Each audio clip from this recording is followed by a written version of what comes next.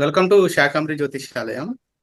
So మనం ఒక series చూసినది ఏంటంటే రాహు వివిధ గ్రహాలతో కలిసి వివిధ భావాల్లో ఉంటే ఎలా ఉంటుందని.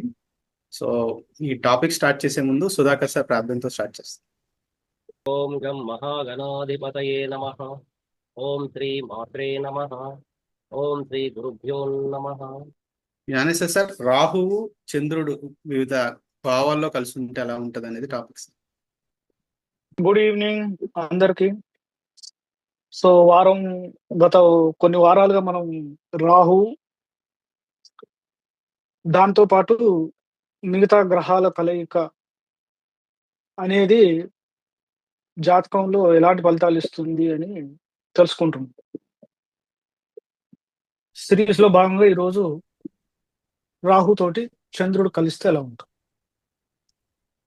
సో రాహు గురించి మనం ప్రతిసారి చెప్పుకుంటున్నాం, ప్రతి వారం. రాహు యొక్క కారకత్వాలు, రాహు యొక్క లక్షణాలు. రాహు అనేది ఛాయాగ్రహం అని, భౌతికంగా కనపడదు, కానీ దాని పాత్ర జాతక చక్రంలో ఎన్నో విధాలుగా ప్రభావితం చేస్తుంది. ఒకానొక సందర్భంలో జ్యోతిష్యుల్ని రాహు కనపడని గ్రహాన్ని, అంటే మాడిఫైడ్ వెస్టర్న్ ఆస్ట్రాలజీ అని ఇప్పుడు ప్రస్తుతం నడుస్తుంది. అంతకుముందు రాహుకేతువులు అనేది ఫిజికల్ గా, అంటే భౌతికంగా కనిపించవు, ఛాయాగ్రహాలు అని చెప్పి మన దాంట్లో చెప్తారు. బట్ వాళ్ళ ప్రకారం ఏంటంటే అసలు ఈ గ్రహాలు అనేటివి లేవు అని. సో లేని వాటి గురించి జాతకంలో ఎలా రిజల్ట్ చెప్తారు.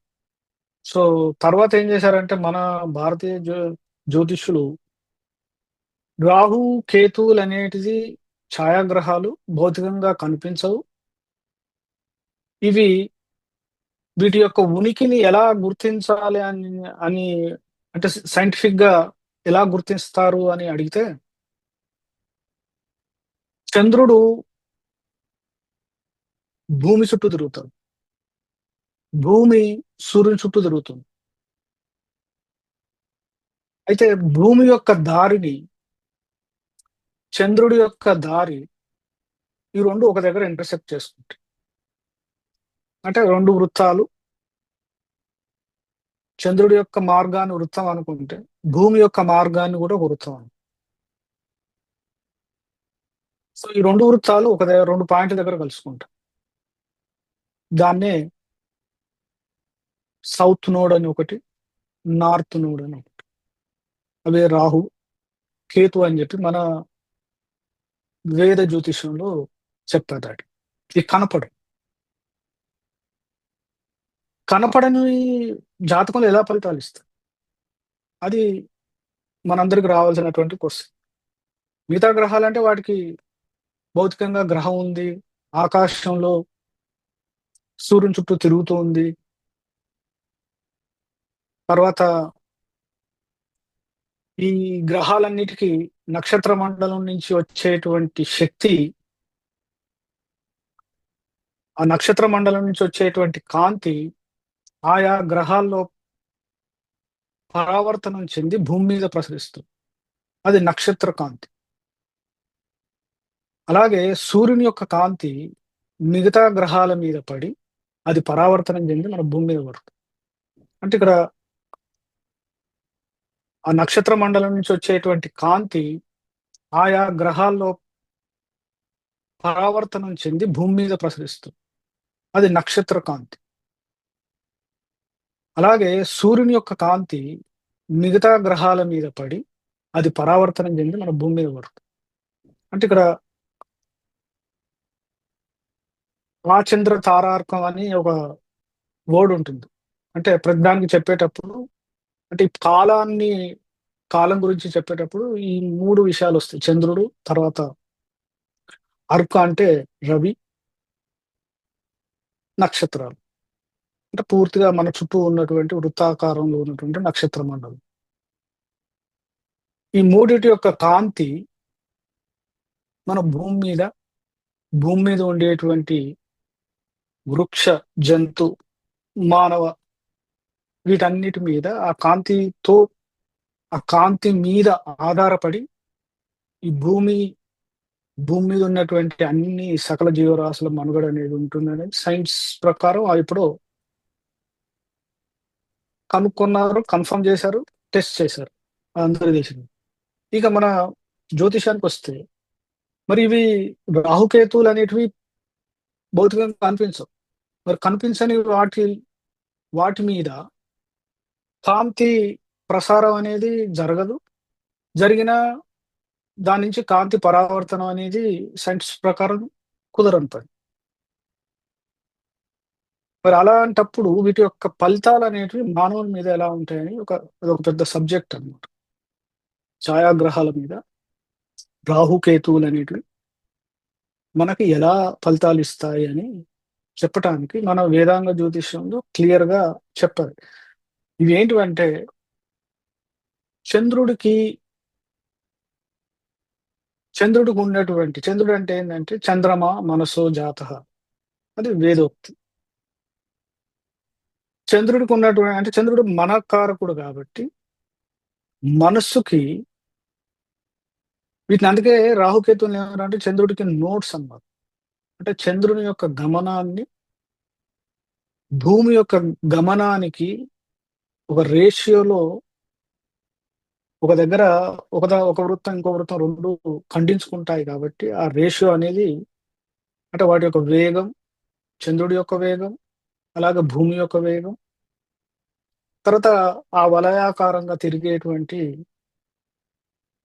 మార్గం, ఈ రెండు కలిపి ఏం చేస్తుందంటే రాహుకేతువుల యొక్క గమనాన్ని నిర్దేశిస్తుంది. అందుకే రాహుకేతువులు తను ఉన్న స్థానం నుంచి మళ్ళీ రావటానికి 18 సంవత్సరాలు పడుతుంది. అందుకని ఒక్కొక్క రాశిలో సంవత్సరంన్నర ప్రయాణం వాళ్ళు. సో వీళ్ళిద్దరూ రాహుకేతువులు చంద్రునికి సంబంధించిన వారు. వీళ్ళు చంద్రుడికి పూర్తిగా చంద్రుడి మీద డిపెండ్ అవుతారు. చంద్రుడు అంటే మన జాతకంలో మనస్సు కారకం. సో అందుకే మన మనస్సుని ప్రభావితం చేసేది ఏమిటంటే రాహువు గాని కేతువు. వీళ్ళిద్దరూ వేరు కాదు, ఒకటే. కానీ విడిపోయి, సరే మైథాలజీ అంటే పౌరాణికంగా వాళ్ళ రాహువు కేతు ఎలా ఏర్పడ్డారు అని తర్వాత స్టోరీ.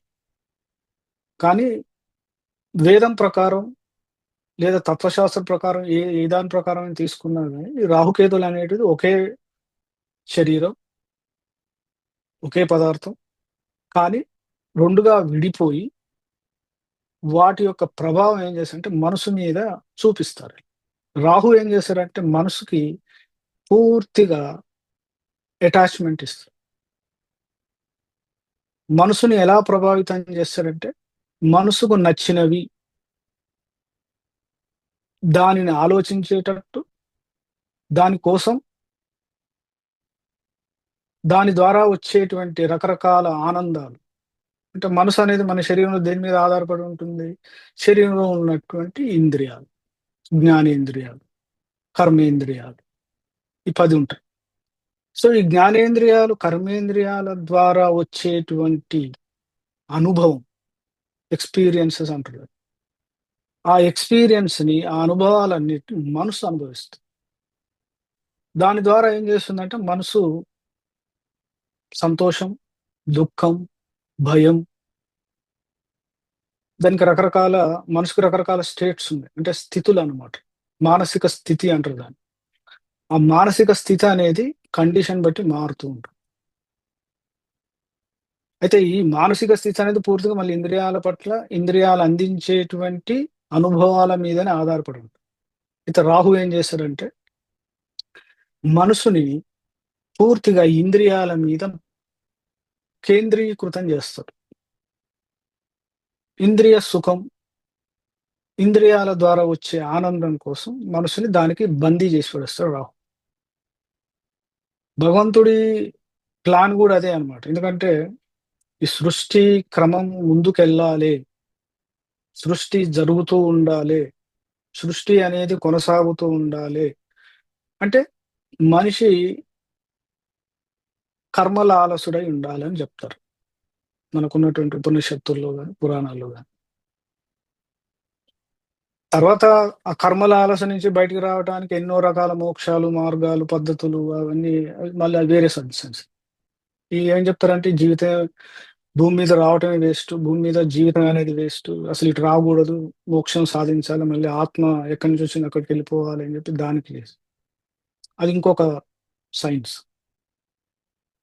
దానికి ఎవరంటే కేతు అని. కేతు ఏం చేస్తాడు? మనసుని ఇంద్రియాల నుంచి దూరం చేస్తాడు, డిటాచ్మెంట్ అంటారు. సో మొత్తానికి ఏంటంటే ఈ రాహుకేతువులు అనేవి ఇద్దరు దేని మీద పనిచేస్తారంటే జాతక చక్రంలో చంద్రుడి మీద పనిచేస్తారు. వాళ్ళు ఎక్కడ కూర్చున్నా, ఏ భావంలో ఉన్నా, ఏ రాశిలో ఉన్నా వీళ్ళు ఇచ్చే ఫలితాలన్నీ ఎలా ఉంటాయంటే చంద్రుడి మీద ఆధారపడి ఉంటాయి. దాని ఎఫెక్ట్ కూడా రాహుకేతువుల ఎఫెక్ట్ అనేది దాన్ని ఎలా అనుభవిస్తామంటే పూర్తిగా మనసు ద్వారానే అనుభవిస్తాం. తర్వాత మన శరీరం 3 రకాలు చెప్తాం: స్థూల శరీరం, సూక్ష్మ శరీరం, కారణ శరీరం. స్థూల శరీరం కనిపించేటువంటి భౌతిక శరీరం. సూక్ష్మ శరీరం, సూక్ష్మ శరీరం అంటే మనస్సు. కారణ శరీరం ఏంటంటే ఆత్మ. ఆత్మకి శరీరానికి మధ్యలో ఈ సూక్ష్మ శరీరం అంటే మనసు ఉంటుంది, సంధానకర్త అంటారు దాన్ని, మనసు. ఈ మనసు అనేది లేకపోతే ఆత్మకి శరీరానికి మధ్య సంబంధం ఉండదు. ఎప్పుడైతే ఈ శరీరానికి ఆత్మకి సంబంధం లేకపోతే ఈ ఆత్మ అనేది ఈ శరీరంలో ఉండి తను జన్మజన్మల నుంచి సంపాదించుకున్నటువంటి కర్మ ఫలాల్ని అనుభవించాలి అంటే మరి శరీరం ఆ కర్మకి అనుగుణంగా దానికి కావలసినటువంటి కర్మని చేస్తూ ఉండాలి. ఏది? శరీరం. మరి శరీరం దేని మీద డిపెండ్ అయి ఉంటుంది అంటే కర్మేంద్రియాల మీద డిపెండ్ అయి ఉంటుంది. జ్ఞానేంద్రియాలు, కర్మేంద్రియాలు. మరి వీటిని నియంత్రించేది ఎవరంటే మనసు, చంద్రుడు. సో అందుకే చంద్రుడు అనేది ప్రధాన పాత్ర. జ్యోతిషంలో జాతక చక్రంలో లగ్నం, చంద్రుడు, రవి అని 3 ముఖ్య బిందువులు అంటాం. ఫోకల్ పాయింట్స్ అంటారు జనరల్ ఇంగ్లీష్లో. అంటే జాతక చక్రాన్ని పరిశీలించాలంటే మూడింటిని చూడాలని అర్థం. ఈ 3 అనేది మన జీవితాన్ని డిసైడ్ చేస్తుంది. దాన్నే ఇప్పుడు స్థూల, సూక్ష్మ, కారణ శరీరాలు చెప్తాం. సో అన్నిట్లో చంద్రుడు ఇంపార్టెంట్. ఎందుకంటే ఏ ఫలితం వచ్చినా దాన్ని అనుభవించేది, రుచి చూసేది, దాన్ని మంచి చెడు చెప్పేది ఎవరంటే మనసు. మన తినే ఆహారం నాలుకకి చెప్పాలంటే నాలుకకి టేస్ట్ తెలియదు. దాన్ని ఆ తినే ఆహారం బాగుంది, టేస్ట్గా ఉంది, బాగాలేదు, దానికి ఉన్నటువంటి ఆహారానికి ఉన్నటువంటి షడ్రుచులు తెలిసేది నాలుకకి. దాని పని ఏంటిదంటే అది ఎలా ఉంటుందనేది గ్రహించి మనసు చెప్తుంది. మనసు తర్వాత దాన్ని ఆలోచించి అంటే నాలుక పంపినటువంటి సిగ్నల్స్ ద్వారానే ఆ రుచి చెప్తుంది. మనసు అనేది లేకపోతే నాలుకకి ఆ లక్షణాలు తెలియదు. అలానే శరీరంలో ఉన్నటువంటి అన్ని కర్మేంద్రియాలన్నీ వాటి కర్మ చేస్తూ ఉంటాయి, అందులో భాగం అవుతాయి. బట్ వాటికి ఏం చేస్తున్నది, వాటి ఫలితాలు ఏంటి వాటికి తెలియదు. మంచి చెడు తెలియదు. శరీరానికి గాయమైన, ఇంద్రియాలకి ఏ రకంగా అసౌకర్యం ఏర్పడినా అది గ్రహించేది ఏంటంటే మనసు మాత్రం. అంటే మంచి చెడు లేదా తను కావాలనుకునేది నిర్ణయించేది కూడా మనసే. అందుకే మనసు అనేది ముఖ్యమైనటువంటి ప్రధానమైనటువంటి జ్యోతిశాస్త్రంలో చంద్రుడిని తీసుకోవాల్సి ఉంటుంది కర్మఫలాలకు సంబంధించి. సో ఆ చంద్రుడికి ఎన్నో రకాల కారకత్వాలు ఉన్నాయి, చాలా కారకత్వం. ఈ జలతత్వం గ్రహం, తర్వాత జలతత్వ రాశికి అధిపతి. సో మనసు కారకుడు, శరీరంలో ద్రవ పదార్థానికి లిక్విడ్కి కారకుడు, రక్తం యొక్క ప్రవాహానికి కారకుడు. తర్వాత శరీరంలో హృదయ భాగం అంటే అప్పర్ పార్ట్ అంటాం. హృదయానికి పైన ఉండేటువంటి భుజాల కింద ఉన్నటువంటి అంటే లంగ్స్, హృదయంలో ఉపరితల భాగం అంటాం. దానికి సంబంధించినటువంటి కారకుడిన. తర్వాత ముఖ్యంగా ఏంటంటే మనసు కారకుడు కాబట్టి మనసు మనం ఎన్ని రకాల పరిస్థితులకు లోనవుతుందో, ఎన్ని రకాల అంటే మనసు అనేది 2 రకాలు ఉంటుంది. ఆనందకరమైనటువంటి వికారాలు, దుఃఖకరమైనటువంటి వికారాలు ఉంటాయి. 2 రకాల వికారాలు ఉంటాయి. సరే, వాటిని ఆనందంలోనే ఎప్పుడు మనిషి ఏమనుకుంటాడు? ఆనందంగా ఉండాలనుకుంటాడు. సో, ఆనందం అనేది ఏందంటే కొందరికి దుఃఖంగా ఉండేటువంటి వికారాలే వాడికి ఆనందం. అది మనసు బట్టి డిసైడ్ అవుతుంది. సో, మనం బయటుండి చెప్పటానికి లేదు. మనసు అనేది కళ్ళకి కనపడదు. అది మనిషి ద్వారా, మాట ద్వారా, కర్మల ద్వారా వ్యక్తీకరించేటువంటి అనుభవం. అది మనసు. సో, ఆ మనసుకి ఇప్పుడు రాహు తోడైతే, రాహు చెప్పినట్టు లక్షణాలు గత ఎన్నో వారాలు చెప్పుకుంటున్నాం. రాహు ఏంది? పొగ, ధూమం, ఎక్స్పాన్షన్, లేనిది ఉన్నట్టు చూపే అయినటువంటి లక్షణం కలిగినటువంటి గ్రహం. తర్వాత విపరీతమైనటువంటి వాంఛలు, ఊహాశక్తి ఎక్కువ.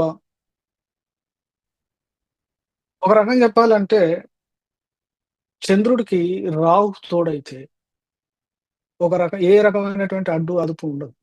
ఎందుకంటే ముందు మనసుకనేటువంటిది అడ్డు అదుపు లేదు. దాన్ని కంట్రోల్ పెట్టాల్సింది ఎవరంటే బుద్ధి. ఆ బుద్ధికి ఏందంటే కొన్ని లక్షణాలుంటాయి. అది కర్మానుసారంగా, తర్వాత పూర్వజన్మ వాసన వల్ల బుద్ధి వికసించొచ్చు, బుద్ధి వికసించకపోవచ్చు. లేదా ఒక మధ్యలో ఏదో ఒక స్టేట్‌లో ఉంటది బుద్ధి ప్రతి ఒక్కరికి. ఒక్కొక్క వ్యక్తికి ఒక్కొక్క స్థితిలో ఉంటుంది ఆ బుద్ధి అనేది. సో, ఆ బుద్ధి అనేది ఈ మనసుని నియంత్రిస్తుంది. సో, ఆ మనసుని నియంత్రించినప్పుడు గాని సో, సమాజంలో గాని ఎక్కడైతే నివసిస్తున్నావో ఆ వ్యక్తి మంచి, చెడు, విచక్షణ అనేటువంటి లక్షణాలనేటివి మనసు గ్రహించగలుగుతుంది. లేదంటే ఎప్పుడైతే బుద్ధి అనేది సమాజానికి అనుగుణంగా కావలసిన రీతిలో లేనప్పుడు, ఈ ఎలాంటి నియమితం అంటే ఎలాంటి పరిమితులు లేనటువంటి మనసు రాహు తోడైనప్పుడు దాని ఆలోచన పరిధి అనేది ఎక్కడికో వెళ్ళిపోతుంది. తెగిన గాలిపటం లాంటిదని చెప్పుకోవచ్చు. సో, దానికి అడ్డు, అదుపు అని ఉండదు. అంటే మనసుకి ఏది ఆలోచించాలో, ఏది ఆలోచించకూడదో దానికి నియంత్రణ అనేది లేదు. దాని ఇష్టం. ఏ టైంలో ఏది ఆలోచిస్తుందో, ఏది కావాలనుకుంటుందో, దాని కోసం వెంపర్లాడటం, దొరికితే సంతోషపడటం, దొరక్కపోతే బాధపడటం, ఏది అడ్డొస్తే దాన్ని నిందించటం, లేదా దాన్ని అడ్డు తొలగించుకోవటం. అంటే మనసనేది రకరకాలుగా ప్రభావితం అవుతుంది. దాన్ని ఆ ప్రభావితం అయిన తర్వాత దానికి లోనై కర్మేంద్రియాలతోటి ఆ కర్మని ఆచరించేటట్టు చేస్తుంది.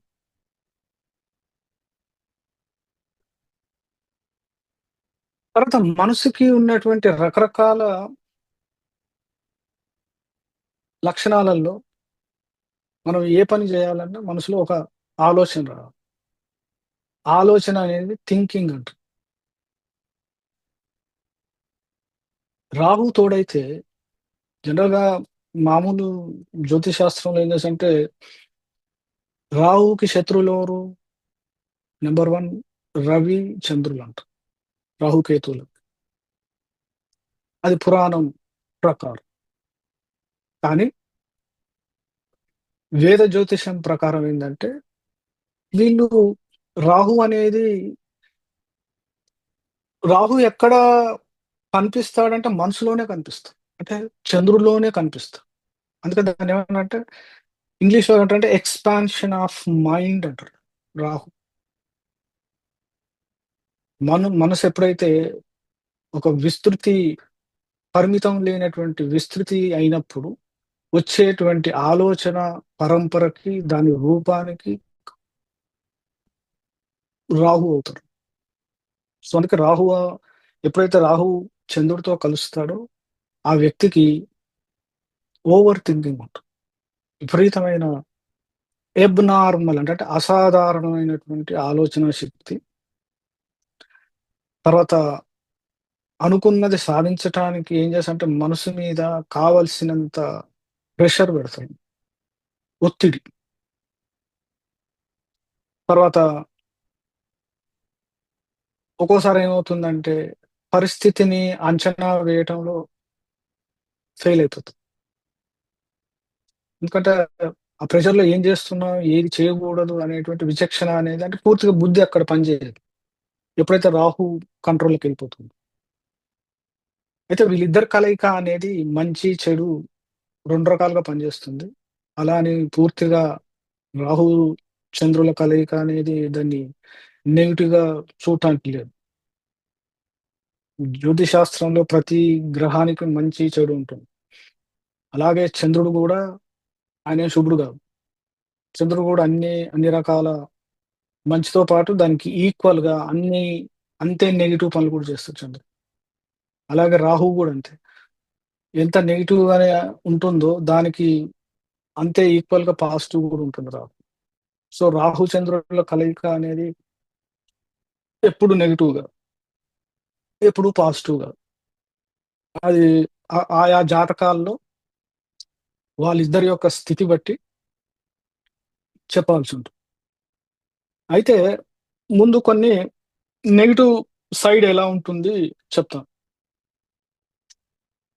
సో చంద్రుడు మనసు కారకుడు కాబట్టి మన థాట్ ప్రాసెస్, ఆలోచన విధానం మీద రాహు యొక్క ప్రభావం. రాహు ఏంటంటే ఆయన విపరీత వాంఛలకి కారకుడు కాబట్టి ఆ వాంఛ, ఆ కోరిక అనేది సాధ్యాసాధ్యాలు అనేటువంటిది రాహుకి అవసరం లేదు. సాధ్యాసాధ్యాలు అవసరం లేదు. రాహుకి అవసరం ఏంటంటే ఆ కోరిక, వాంఛ పుట్టడం వరకే.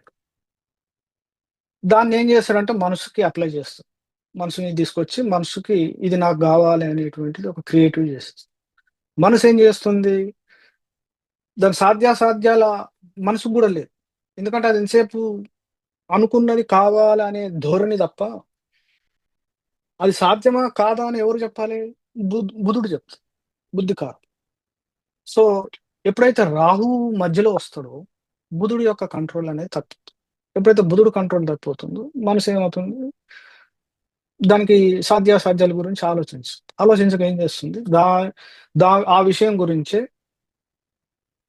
ఆ దాన్ని ఎలా సాధించాలి అనేటువంటి ఆలోచనలు ఉంటుంది. అది మంచి కానీ చెడు కానీ. సో దాంతో ఏమవుతుందంటే తీరకపోతే రకరకాల మానసిక వ్యాధులు అనమాట. ఇల్యూషన్స్ ఉంటాయి, అలోసియేషన్స్ ఉంటాయి, విపరీతమైన యాంగ్జైటీ ఉంటుంది, ఓవర్ థింకింగ్ ఉంటుంది, తర్వాత ఒంటరితనం, తర్వాత జీవితంలో నాకెవరు లేరు అనేటువంటి భావన, ఎంత మందిలో ఉన్నా నేను ఈ ప్రపంచం ఒక్కటి, నేను ఒకటి అనేటువంటి విపరీతమైన ధోరణి. జనరల్ గా రాహుకేతువులు ఏంటంటే వీళ్ళు ఎక్కడుంటే అక్కడ ఆ భావాన్ని విపరీత ధోరణి తీసుకెళ్తారు, ఏదో నెగిటివ్ ఆర్ పాజిటివ్. ఇప్పుడు మనసును కూడా ఏం చేస్తారంటే రాహు ఎప్పుడైతే మనసుతో ఉంటాడో ఆ మనసుకి ఎక్స్ట్రీమ్ కండిషన్స్ తీసుకెళ్తారు. అంటే అది ఆ కలయిక అనేది మళ్ళీ ఏ భావాలు అయితే కూర్చోరో ఆ భావ మధ్యమానికి దగ్గరలో ఉండాలి. తర్వాత రాహు చంద్రుల మధ్యలో దూరం కూడా వీలైనంత, అంటే ఎంత ఒకే డిగ్రీ మీద ఉన్నది అనుకో వాళ్ళ యొక్క పరిస్థితి ఎలా ఉంటుందంటే డీప్ కంజంక్షన్ అంటుంది అంటే దాని యొక్క ప్రభావం అనేది విపరీతంగా ఉంటుంది. సో ఈ కండిషన్స్ అన్ని ఉన్నప్పుడు రాహు ఇచ్చేటువంటి ఫలితాలు ఆ చంద్రుడి మీద విపరీతంగా ఉంటాయి. దీంతో ఏమైతే అంటే మెంటల్ ఇష్యూస్ ఉంటాయి, ఇన్సోమియా అని, తర్వాత చంద్రుడికి సంబంధించినటువంటి శరీరంలో చంద్రుడి ద్వారా ఉద్భవించేటువంటి ఎన్ని రకాల వ్యాధులు ఉన్నాయో ఆ రకాల వ్యాధులకి కారకుడు అవుతాడు రాహు. ఎందుకంటే ఓవర్ యూసేజ్ అంటాం దాన్ని. రాహు ఎక్కడ ఉంటే ఎక్స్ట్రీమ్ కండిషన్ కలిపి మనసుని ఏం చేస్తుంటే విపరీతం ఆలోచన చేస్తుంది. విపరీత దూరానికి వెళ్ళేసరికి ఏమవుతుందంటే అది ఒక స్టేట్కి వచ్చిన తర్వాత దాని ఆలోచన అనేది పక్కదారి పట్టుకోవటం, లేకపోతే పూర్తిగా ఆలోచన విధానం అనేది మారిపోవటం గానీ, లేకపోతే సరైనది ఆలోచించలేకపోవటం గానీ, ఆ యాంగ్జైటీ, ప్రెషర్ వల్ల రకరకాల ఫోబియా వస్తుంది. రాహుకే రాహు, చంద్రుడు కలిస్తే నీళ్ళంటే భయం కొందరికి ఉంటుంది. వాటర్ ఫోబియా అంటాం వాళ్ళు. ఫోబియా అనేది అదొక భయంకర మనస్తత్వం. సో, ఇలాంటివి రకరకాల వ్యాధులు చంద్రుడు అంటే మనసుకు సంబంధించినటువంటి ఎన్ని రకాల ఆహ్, వ్యాధులున్నాయో ఈ చంద్రరాహువుల కలయికలో వస్తాయి. ముఖ్యంగా ఏందంటే కంటికి కనిపించనటువంటివి. మనసు సరిగ్గా పనిచేయకపోవటం, మనసు నిర్వహించేటువంటి ఏవైతే క్రియలుంటాయో, ఒక వ్యక్తి ఆరోగ్యంగా సమాజంలో అందరితోటి తన యొక్క ప్రవర్తనలో గానీ, ఇతరులకి కావాల్సింది చేయటంలో గానీ, ఇతరులని ఏ విధంగా ట్రీట్ చేయటం గానీ, ఇవన్నీ విషయాలలో ఏమవుతుందంటే తేడా అవుతుంది. లేదా వాళ్ళకు వాళ్ళే దాన్నే మనం మామూలుగా పిచ్చి అని చెప్పి రకరకాలు చెప్తుంటుంటాం. మానసిక వ్యాధులంటాం వాటిని. అదో విపరీత మనస్తత్వానికి దారితీస్తది. రాహు ఎప్పుడైతే చంద్రుడిని పీడించినప్పుడు. అయితే ఇదంతా ఒక రకమైనటువంటి నెగెటివ్. ఇక భౌతిక ఇదంటే ఇవన్నీ చెప్పినటువంటి కనపడనటువంటి విషయాలు. ఇక చంద్రుడి యొక్క కారకత్వాలు భౌతికంగా తీసుకుంటే ఆయన సంతోషానికి కారకుడు.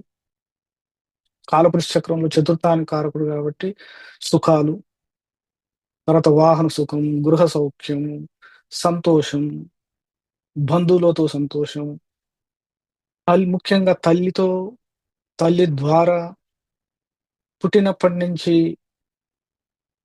ఎంతకాలం తల్లితో సుఖం అనుభవించాలో, తల్లి యొక్క ప్రేమ, తల్లి ద్వారా వచ్చేటువంటి ఆ కేరింగ్ గాని, అవన్నీ చంద్రుడు కారకుడు అన్నమాట. తర్వాత చంద్రుడు నువ్వుండే గ్రామం, పట్టణం, నగరం ఏదైనా కావచ్చు, నివాసానికి కారకుడు. నీ గ్రామానికి, నీ దేశానికి కారకుడు. ఈ పుట్టిన అంటే జన్మభూమికి కారకుడు. చంద్రుడు అనేవాడు జన్మభూమి యాక్చువల్లీ. సో, ఇప్పుడు రాహు వచ్చి కలిసాడు. రాహు అంటే ఏంటిది? విదేశీయుడు. తర్వాత ఈ తల్లి ఇవన్నీ సెంటిమెంట్స్ ఇవన్నిటికి రాహుకి సంబంధం లేదు. వీటిని ఏం చేస్తాడు? వెళ్ళిపోతాడు. చంద్రుడు ఏం చేయాలంటే గ్రామం, పట్టణం, నగరం, దేశం ఇవన్నీ వదిలి వెళ్ళేటట్టు తీసుకెళ్ళిపోతాడు. విదేశ నివాసం లేదా సుఖం, శాంతి లేనటువంటి స్థలాలకు తీసుకెళ్ళిపోవటం. లేదా తల్లికి అనారోగ్యమైనటువంటి కండిషన్లు ఇవ్వటం. లేదా నీవు ఉండేటువంటి నివాసం స్థలాలకు సంబంధించి అపవాదాలు, లిటిగేషన్స్ గాని, సమస్యలు గాని, లేదా వాటి మీద ఈ జాతకుడికే అనవసరమైనటువంటి మక్కువ, వ్యామోహం. రాహువు కూడా వ్యామోహానికి కారకుడు. సుఖాలకి వ్యామోహం, సుఖాల పట్ల వ్యామోహం, స్థిరాస్తుల పట్ల వ్యామోహం, లేదా విదేశం వెళ్ళిపోయేటటువంటి వ్యామోహం. ప్రతిదీ ఇప్పుడు ఆ చంద్రుడు, తర్వాత చంద్రుడైనటువంటి సహజ స్థానమైనటువంటి చతుర్థం, రాహు ఎప్పుడైతే ప్రభావితం చేస్తాడో చంద్రుడిని గాని, చంద్రుడి యొక్క స్థానం చతుర్థం గాని ప్రభావితం చేస్తే ఈ లక్షణాలన్నీ ఇస్తాడు తప్పనిసరిగా. తర్వాత రాహు ప్లస్ చంద్రుడు కలయిక మనకున్నటువంటి 4 రకాల రాశులున్నాయి. రాశి చక్రం. అగ్నితత్వ రాశులు, భూతత్వ రాశులు, వాయుతత్వ రాశులు, జలతత్వ రాశులు. చంద్రుడు జలతత్వం. చంద్రుడు జలతత్వం కాబట్టి సహజంగా చంద్రుడు జలతత్వ రాశుల్లో మంచి ఫలితాలు ఇస్తాడు. తర్వాత రాహు వాయు, వాయు కారక గ్రహం, వాయుతత్వం ఆయన. సో సహజంగా ఆయన ఎక్కడంటే వాయుతత్వ రాశుల్లో మంచి ఫలితాలు ఇస్తాడు. తర్వాత వాయు తర్వాత ఇక మిగిలింది ఏంటంటే భూతత్వ రాశుల్లో రాహుకి కొద్దిగా రాహు బలంగా ఉంటాడు ఆ రాశుల్లో. ఆయన ఇచ్చే ఫలితాలకి అతనికి అన్ని రకాల వెసులుబాటు ఉంటుంది. వాయుతత్వ రాశుల తర్వాత భూతత్వ రాశులు. ఇక మిగిలిన 2 అగ్నితత్వ రాశులు, జలతత్వ రాశులు. వీటి 2 పనిచేయవు అతనికి. రెండిట్లో నిర్వీర్యం అయిపోతుంది. ముఖ్యంగా అగ్నితత్వ రాశిలో రాహు నిర్వీర్యం అయిపోతాడు. ఒకవేళ ఆ రాశుల అధిపతులు గనుక దెబ్బతినిపోద్ది. నెగెటివ్ ఫలితాలు చెప్పుకోవచ్చు రాహు నుంచి. సో అందుకే రాహు చంద్రుల కలయిక జలతత్వ రాశిలో గాని, వాయుతత్వ రాశుల్లో గాని ముఖ్యంగా రాహుకి పూర్తిగా బలమైనటువంటి స్థానం ఏంటంటే సహజ కాలపురుష చక్రంలో 11వ స్థానం. సో ఆ 11వ స్థానంలో రాహు చంద్రుడు కనుక కలిస్తే అది ఒక రకమైనటువంటి మహాశక్తివంతమైన యోగం అని చెప్పొచ్చు రాహు చంద్రుల కలయిక. ఆ వ్యక్తి తన జీవితంలో కావలసినటువంటి మనసులో ఏ ఆలోచన వచ్చిందో ఆ ఆలోచనకు అనుగుణంగా భౌతికంగా సుఖాన్ని పొందేటువంటి యోగం ఉంటుంది జనరల్‌గా. అంటే మిగతా లగ్నాధిపతి కూడా సహకరించాలి. కాపోతే ఏంటంటే ఈ 2 గ్రహాల కలయిక ఏ భావంలో ఫలితాలు బాగుంటుంది అంటే 11వ భావంలో మాత్రం మంచి ఫలితాలు ఇవ్వడానికి రాహుకి మంచి అవకాశం. అందుకే రాహు లాభ భావంలో మంచి ఫలితాలు ఇస్తాడు. తర్వాత రాహు ఎప్పుడైతే రాహు ఏందంటే ఆయనకుండే లక్షణాలు ముఖ్యమైనది గతాన్ని ఎప్పుడు పట్టించుకోడు. మర్చిపోతాడు. మనుషులు ఏం చేస్తారో తెలుసా? గతాన్ని మర్చిపోయేటట్టు చేస్తాడు రాహు. ముందుకు చూడమంటాడు ఫ్యూచర్. ఎంతసేపు రాహుచంద్ర కలయిక ఏంటంటే వీళ్ళు ఎంతసేపు ఫ్యూచర్. సో ముందు ఇంకా ఇప్పుడు అనుభవిస్తున్న దానికంటే ఎంత ఉన్నత స్థితిలో అనుభవిస్తున్నా అంటే ఎంత ఉన్నతమైన సుఖాలు అనుభవిస్తున్నా కూడా రాహుచంద్రులు ఏం చేస్తారంటే ఇంకా దీనికంటే ఇంకా మంచిది ఫ్యూచర్‌లో వస్తుందేమో, కావాలేమో అన్న ధోరణిలో ఆలోచన ఉంటుంది రాహు. అందుకే రాహు ఏందంటే భవిష్యత్తు. సరే కేతు ఏందంటే గతం. కేతు, చంద్రులు కలిశారనుకో గతం ఎంతసేపు వాళ్ళు గతం గురించి ఆలోచిస్తారు. గతాన్ని ముందేసుకుంటారు. దాని గురించి బాధపడతారు. మనసుని చంద్రకేతువులు అందుకే కదా! వాళ్ళ లోపలనే బాధపడతారు. దేని మీద బాధపడంటే ముందు గురించి బాధ. గతంలో జరిగిన దాని గురించి బాధ. రాహు ఏం చేస్తాడంటే ఇక్కడ పాజిటివ్ ఉంటే ఫ్యూచర్‌ని ఆలోచిస్తారు. మంచిది. మరి అదే రాహు చంద్రుల కలయిక అనేది దుస్థానాల్లో లేదా మిగతా పాపగ్రహాలు అంటే రాహు, శనితో గాని, కుజుడితో గాని దృష్టి, యుతి ఉన్నప్పుడు ఏమవుతుందంటే వీళ్ళది ఆ ధోరణి అనేది ఫ్యూచర్ పట్ల విపరీతమైన భయాందోళనలు కలుగజేసేటువంటి యోగం కూడా. అది మంచిది కాదు. సో అందుకే రాహు, చంద్రుల కలయిక జాతకంలో భావాలు బట్టి, రాశి యొక్క లక్షణాలను బట్టి ఈ కండిషన్స్ అనేటువంటిది మారుతుంటుంది. ముఖ్యంగా రాహు ఏం చేస్తాడంటే చంద్రుడి యొక్క స్థితిని పూర్తిగా మార్చేస్తాడు. అది మాత్రం గుర్తుపెట్టుకో. మంచికి మారుస్తాడా? చెడుకు మారుస్తాడా? అనేది ఆ జాతకంలో బట్టి చెప్పాల్సుంటుంది. తర్వాత జైమిని మహర్షి, జైమిని జాతకం అని ఒకటుంటుంది. మనం మాట్లాడుకున్న పరాశర సిద్ధాంతం. జైమిని సిద్ధాంతంలో రాహు, చంద్రుల కలయిక ఆయన ఆయన సిద్ధాంతం ప్రకారం ఇది ఒక గొప్ప రాజయోగం. దాన్నే ఆయన ఏమన్నారంటే శక్తి యోగం అన్నాడు. శక్తి యోగం ఇది ఒక మహాశక్తి యోగం.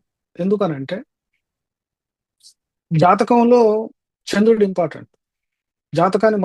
జాతకంలో ఉన్నటువంటి ఏ యోగాలు అంటే రాజయోగాలు గాని, నాభస యోగాలు గాని, ఆశ్రయ యోగాలు గాని, ఇంకా ఎన్నో రకరకాల యోగాలున్నాయి. ఆ ఏ యోగాలు పనిచేయాలన్నా, ఆ యోగాల నుంచి వచ్చేటువంటి ఫలితాలని అనుభవించి ఆనందించేది దాని కారకుడు చంద్రుడు. సో, అందుకే చంద్రుడు చెడిపోతే జాతకంలో ఎన్ని యోగాలున్నా నిష్ఫలం. జీరో. సో, ఆ యోగాలేవి పనిచేయవు. ఎప్పుడు చంద్రుడు బాగుంటే తప్ప. అందుకే చంద్రుడు బలంగా, స్థిరంగా ఉంటే ఆహ్, ఏవైతే రాజయోగాలున్నాయో, ఆ యోగాల యొక్క ఫలితాలనేటివి ఈ వ్యక్తి అనుభవిస్తాడు. దాని ద్వారా వచ్చే ఆనందాన్ని పొందుతాడు. అలా అందుకే రాహువు చంద్రుడితో కలిసినప్పుడు ఆ ఆనందాన్ని అనుభవించే స్థితిని మల్టిప్లై చేస్తాడన్నమాట. ఎందుకంటే ఇప్పుడు చంద్రుడి యొక్క శక్తి విపరీతంగా పెరిగిపోతది రాహుతో కూర్చున్నప్పుడు. రాహు ఇచ్చేదే ఎక్స్‌పాన్షన్. ఆయన ఏ గ్రహంతో కూర్చుంటే ఆ గ్రహం యొక్క శక్తిని 10 ఇంతలు, 20 ఇంతలు చేస్తాడు. డిపెండ్ ఆన్ ఒక ఇప్పుడు రాహు సహజంగా వృషభంలో ఉచ్చక్షేత్రంలో ఉన్నట్టు. చంద్రుడు కూడా కలిసి ఉన్నాడనుకోండి. కర్కాటక లగ్నం అయింది. రాహు, చంద్రులు వృషభంలో ఉన్నాడు. లాభం 11వ స్థానం అయింది. అక్కడ చంద్రుడికి ఉచ్చక్షేత్రం అయింది. తర్వాత రాహు గూడా అది ఒక రకమైనటువంటి ఉచ్చక్షేత్రం. శుక్రుడి స్థానం. సో, అది గొప్ప రాజయోగం అది. వీళ్ళిద్దరి కలయిక అక్కడ మనిషిని ఆలోచనా శక్తిని, మేధాశక్తిని విపరీతమైనటువంటి ఒక అసాధారణమైన స్థితి ఎక్స్‌ట్రీమ్ కండిషన్స్ తీసుకెళ్తాడు. అందుకే జైమిని మహర్షి ఆ యోగాన్ని గొప్పగా చెప్పాడనమాట. వీళ్ళిద్దరి కలయిక అని చెప్పి. తర్వాత రాహు, చంద్రుడు కలిసి శక్తి యోగం ఎందుకన్నారంటే వీళ్ళకి ఆలోచనా శక్తి విపరీతంగా పెరిగిపోతుంది. ఒక్కోసారి పగటి కలలు కంటారంట. పగటి కలలకి ఏమవుతుందంటే ఒక దానికో లిమిట్ ఉండదు. పగటి కళలకు లిమిట్ అనేది ఉండదు. ఏది ఆలోచన వస్తే ఏది కళలోకి ఇది రావాలి, రాకూడదు అనేటువంటి ఒక పర్మిషన్, లిమిట్ అంటూ ఏమి ఉండదు. ఏదైనా రావచ్చు. సో, రాహు ఏందంటే ఆ పగటి కళను నిజం చేయడానికి చూస్తున్నాడు. అంటే ఆలోచన శక్తిని అంత దూరం తీసుకెళ్ళిపోతాడని అర్థం. తర్వాత మనసుని కేంద్రీకృతం చేస్తాడు. ఏదైనా ఒక విషయం పట్ల సాధన అంటే ముఖ్యంగా సైంటిస్టులు తీసుకున్నామనుకో. సైంటిస్టులకి ఒక విషయం పట్ల వాళ్ళు శోధన చేస్తున్నప్పుడు, ఆ శోధన మీద దాని మీదే కేంద్రీకృతం అయ్యేటట్టు, సాధించేంత వరకు మిగతా భౌతికపరమైన సుఖాలన్నిటిని త్యజించి, దాని మీదనే మనసుని ఏకాగ్రత చేసేటువంటి శక్తి రాహు ఇస్తాడు. అందుకే దీన్ని శక్తి యోగం అని చెప్పి జైమిని మహర్షి చెప్తారు. వీళ్ళ ఆలోచన శక్తి ఏందంటే ఎంత దూరం వెళ్తుందంటే వేదం ప్రకారం గాని, పురాణాల ప్రకారం గాని మనం మధ్యలోకం అంటే మర్త్యలోకంలో ఉన్నాం మనం. మనకున్నటువంటి పైన ఊర్ధ్వలోకాలు 7 ఊర్ధ్వలోకాలు, 7 అధోలోకాలు. ఆయా లోకాలలో ఉన్నటువంటి జీవం గాని, దైవం గాని, రాక్షసులు గాని, ఏదైనా కావచ్చు. మన పురాణాల్లో రకరకాల జీవులు చెప్పారు. వాళ్ళతో రాహుకి కాంటాక్ట్ ఉంటుంది. సహజంగా రాహు ఏందంటే పాతాళానికి కనెక్షన్ ఉన్నటువంటి గ్రహం. సో, వీళ్ళ కలయిక ఒకవేళ 12వ స్థానంలో గనుక కలిస్తే 12వ స్థానం ఏంటిది జనరల్‌గా అది? విదేశం లేదా పితృలోకాల స్థానం, పితృదేవతలు. 12వ స్థానానికి సంబంధించి రాహు, చంద్రుల కలయిక వీళ్ళు ఏదో లోకాల్లో ఉన్న జీవులతో గాని, దేవతలతో గాని, రాక్షసులతో గాని, యక్షులతో గాని, పితృదేవతలతో గాని వీళ్ళకి ఒక రకమైనటువంటి లింక్ ఉంటుంది. దాన్ని మనం స్పిరిచ్యువల్‌గా అంటాం.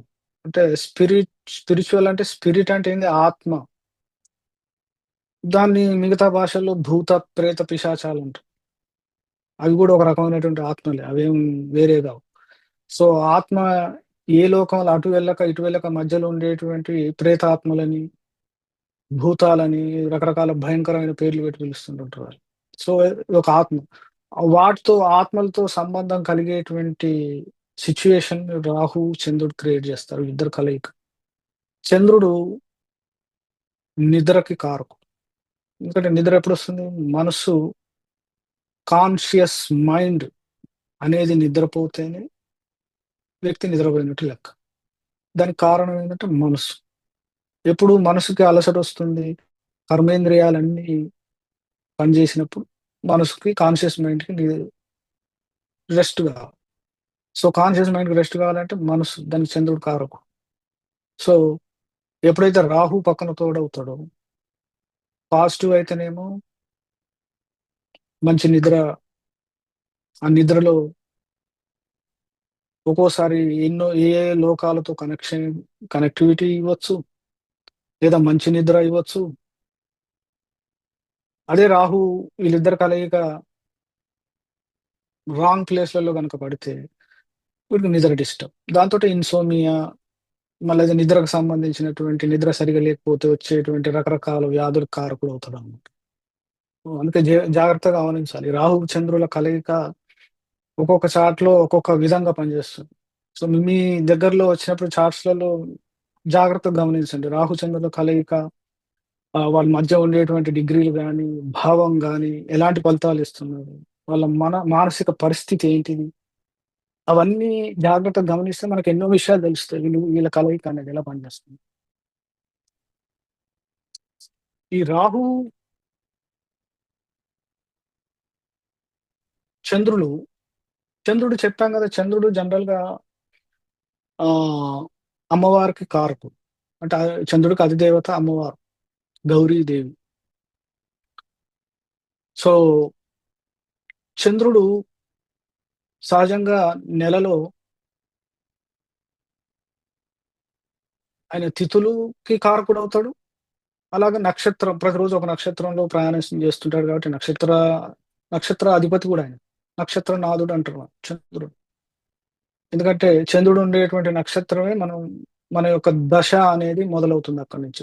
పుట్టినప్పుడు చంద్రుడు ఏ నక్షత్రం, జన్మ నక్షత్రం నుంచి. అందుకే ఆయన నక్షత్ర నాథుడు.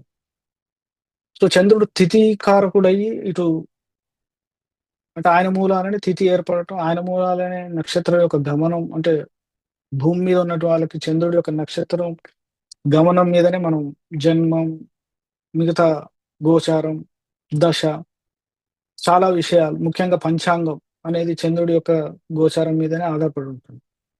సో, అలాంటి చంద్రుడు రాహువుకి, చంద్రుడికి ఏందంటే ఒక రకమైనటువంటి అవినాభావ సంబంధం. చంద్రుడి యొక్క అధిపతి అమ్మవారు గౌరీదేవి అని చెప్తే, రాహువుకి అధిపతి అమ్మవారైనటువంటి ఇంకొక రూపం దుర్గాదేవి. సో, రాహు చంద్రుల కలయికలో వాళ్ళుండేటువంటి భావం ప్రకారం, రాశి ప్రకారం ఏ గ్రహం బాధిస్తుందో, చంద్రుడు బాధిస్తున్నాడా? రాహు బాధిస్తున్నాడా? జాగ్రత్తగా గమనించి ఆయా అధిదేవతలకి సంబంధించినటువంటి పరిహారాలు చేస్తే తప్ప వాళ్ళిద్దరి మధ్య ఏర్పడినటువంటి అంటే వాళ్ళ ద్వారా జాతకంలో ఏర్పడినటువంటి దోషం అనేది తొలగించటం కష్టమవుతుంది. అదొకటి గుర్తుపెట్టుకోవాలి. తర్వాత రాహు, చంద్రుడు కలిస్తే ఏంటంటే మనస్సుకి విపరీతమైనటువంటి సెన్సిటివ్ సెన్సిటివిటీ పెరిగిపోతుందంట. ప్రతి చిన్న విషయానికి మనసులో ఒక రకమైనటువంటి అలజడులొచ్చేటువంటి అవకాశం. చిన్న విషయానికి గూడా. అదే ఒకవేళ పాజిటివ్ ఏంటంటే వీళ్ళకి ప్రపంచాన్నే ఎదిరించి, ప్రపంచాన్ని జయించేంతటువంటి మానసిక శక్తి ఇస్తాడు అదే రాహు. పాజిటివ్. సో, వీళ్ళ రాహు, చంద్రుల కలయిక ఉన్నటువంటి కొంత గొప్పవాళ్ళున్నారు. రాహు, చంద్రుల యుతి అనేది ఒక భావంలో కలవక్కర్లేదు. నాడీ ప్రకారం జైమిని సిస్టమ్ ప్రకారం, నాడీ ప్రకారం అయితే కోణాల్లో ఉంటే ఇద్దరు కలిసినట్టు లెక్క. 159 లో ఒకరినొకరు. పరాశర సిద్ధాంతంలో ఏంటంటే జంక్షన్ అంటే యుతి అనమాట. వీళ్ళిద్దరు కలిసి ఒక రాశిలో ఉండటం. తర్వాత నాడీ సిద్ధాంతంలో ఏంటంటే వీళ్ళిద్దరు 159 లో ఉండాలి. తర్వాత నవాంశలో ఒకే రాశిలో ఉండాలి. అదొక కండిషన్. అప్పుడే ఆ యుతి అనేది 100% పనిచేస్తుంది 159 లో ఉంది. ఇక జైమిని సిద్ధాంతం ప్రకారం ఏంటంటే వీళ్ళిద్దరు కలయిక పరాశర సిద్ధాంతంలో 159 ఏంటంటే అది ఒక కోణ దృష్టి అనమాట. గ్రహాల మధ్య ఉండేటువంటి దృష్టి కిందకి వస్తుంది. బట్ జైమిని సిస్టంలో రాశి దృష్టి పనిచేస్తుంది. రాసుల మధ్య స్థిర చరరాశుల మధ్య పరస్పర దృష్టి, తర్వాత ద్విస్వభావ రాశుల మధ్య పరస్పర దృష్టి ఉంటుంది. సో ఆ సందర్భం అలాంటి కండిషన్‌లో కూడా వీళ్ళిద్దరి కలయిక జాతకంలో పనిచేస్తుంది అని చెప్పి తెలుసుకోవాలి. తర్వాత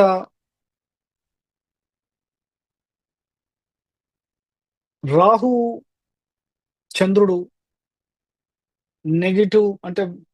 నెగెటివ్ సైడ్‌లో గనుక వీళ్ళిద్దరూ ఏదైనా జాతకంలో 12వ భావంలో కలిస్తే మాత్రం ఆ చార్ట్‌ని జాగ్రత్తగా అబ్జర్వ్ చేయాల్సి ఉంటుంది.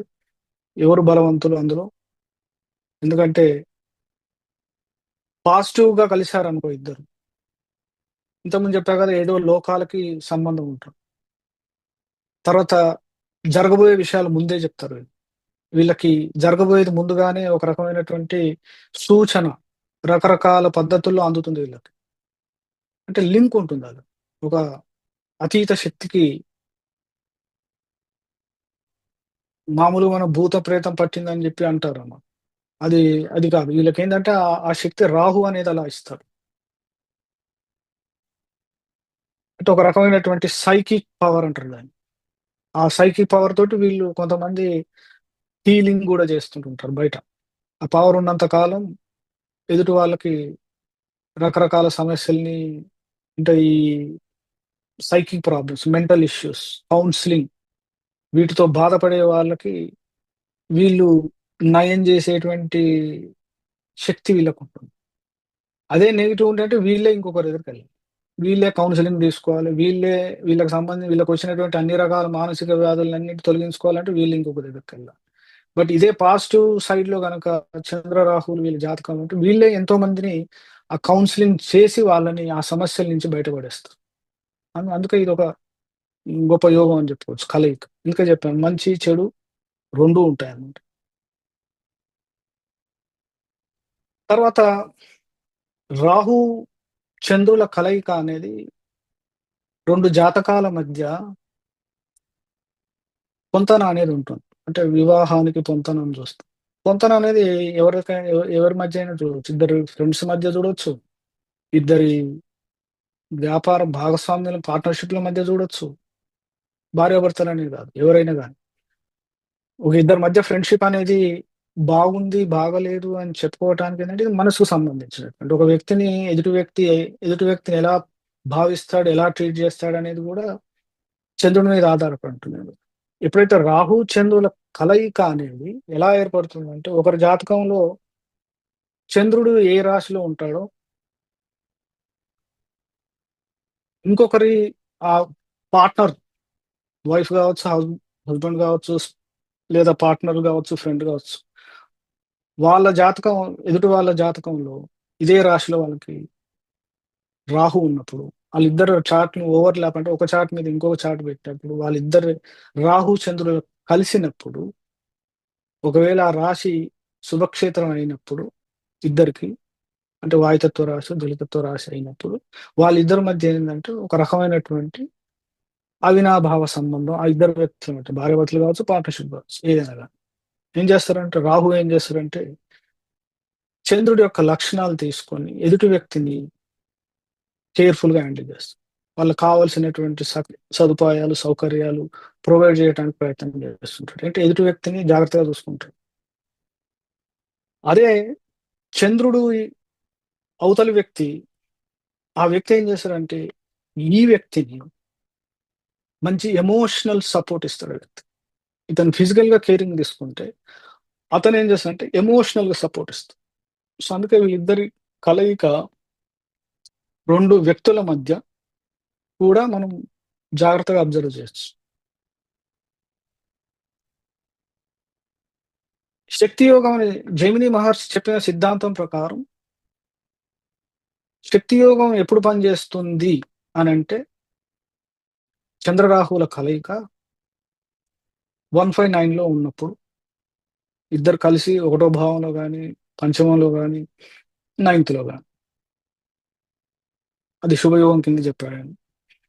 తర్వాత వీళ్ళిద్దరు కోణ దృష్టి అని చెప్పాను కదా! చంద్రుడు పంచమంలో ఉండి, రాహు నైన్త్‌లో ఉన్న అదొక రకమైనటువంటి శుభయోగం. అంటే ఇది మళ్ళీ సేమ్ అదే కండిషన్ అన్నమాట. ఒక దగ్గర ఉన్న కిందకి లెక్కొస్తుంది. తర్వాత వీళ్ళిద్దరూ కలిసి ఏ భావంలో ఉన్నా చంద్రుడు, రాహు వీళ్ళిద్దరూ కలిసి పంచమాన్ని చూసినా, వీళ్ళిద్దరూ కలిసి నవమాన్ని చూసినా శక్తి యోగం ఏర్పడుతుంది. రాహు, చంద్రుల కలయిక అనేది ఏర్పడుతుంది. ఎందుకంటే పంచమం, నైన్త్ అనేది పూర్వపుణ్యం. సో, రాహు ఏందంటే పూర్వపుణ్యాలకు సంబంధించినటువంటి కర్మకు సంబంధించినటువంటి ఫలితాల్ని మనసు ద్వారా ఈ శరీరానికి పొందేటట్టు చేస్తుంది. అందుకే ఆయన మహర్షి చెప్పిందేందంటే పంచమానికి, నవమానికి లింక్ పెట్టాడు. వీళ్ళిద్దరి కలయిక ఒకవేళ పూర్వజన్మల్లో చేసుకున్నటువంటి అన్ని రకాల పుణ్యకార్యాలు ఈ జన్మలో ఆ పుణ్య ఫలితాన్ని అనుభవించటానికి మనసుకు కావలసినటువంటి శక్తిని ఇచ్చేటిది రాహు. అందుకే వీళ్ళిద్దరి కలయిక ఈ పంచమం, నవమం తర్వాత లగ్నానికి. ఏ లగ్నమైనా కావచ్చు. 3 లగ్నాలు జన్మ లగ్నం, సూర్య లగ్నం, చంద్ర లగ్నం. మూడిట్లో ఏది స్ట్రాంగ్ ఉంటే ఆ లగ్నం నుంచి వీళ్ళ కలయిక ఆ భావాల్లో ఈ యోగం ఏర్పడటానికి అవకాశం ఉందన్నమాట. సో, ఈ యోగంలో ఏర్పడ్డ వాళ్ళేందంటే అన్ని రకాల మనసు పొందేటువంటి సుఖాల్ని, తర్వాత వీళ్ళు ప్రపంచంలో ఎంతో మందిని ప్రభావితం చేసేటువంటి అధికారం గాని, లేదా వీళ్ళ ద్వారా ప్రభావితం చేసేటువంటి ఆలోచన కానీ, ఎందుకంటే మనసు గాబట్టి రాహు, చంద్రులు ఏం చేస్తారంటే ఒక గొప్ప తాత్విక చింతన గూడా ఇస్తారు. నెగెటివ్ అయినా కాదు. పాజిటివ్ సైడ్‌కెళ్తే ఎక్కడో ఎంతో డీప్ నాలెడ్జ్ ఇస్తారు. సో, ఇదే యోగం పైన చెప్పినటువంటి యోగం ఐన్‌స్టీన్ తీసుకుంటే ఆయన ఆ యోగం ఏందంటే వృచ్చికంలో ఏర్పడి, ఆ వృచ్చికం ద్వారా ఒక మాస్ ఎనర్జీ అనేటువంటి ఫార్ములా కనుక్కో ప్రపంచానికి అదొక దాని ద్వారా ఎన్నో రకాల సైంటిఫిక్ కొత్త ఆవిర్భావాలకు కారకుడవుతాడనమాట ఐన్‌స్టీన్. సరే ఆయన కనుక్కున్నటువంటి మాస్ ఎనర్జీ ఫార్ములా తోటే ఆటం బాంబ్ గూడా తయారు చేయాల్సొచ్చింది. అతను చేయలేదు. బట్ అతను కనుక్కున్న దాని ద్వారా, ఆ ఫార్ములా ద్వారా ఆటం బాంబ్ తయారు చేయాల్సొచ్చింది. అదొక ప్రాబ్లమేటిక్. బట్ ఇతని జాతకంలో ఏందంటే ఇతను ఫస్ట్ టైమ్ ఆ శక్తిని, ఆ ఫార్ములాని కనుక్కోవటానికి ఇతని జాతకంలో ఆ యోగం పనిచేసింది. ఇదే యోగం హిట్లర్ జాతకంలో గూడా ఉంది. నైన్త్‌లో ఏర్పడింది అతనికి గూడా.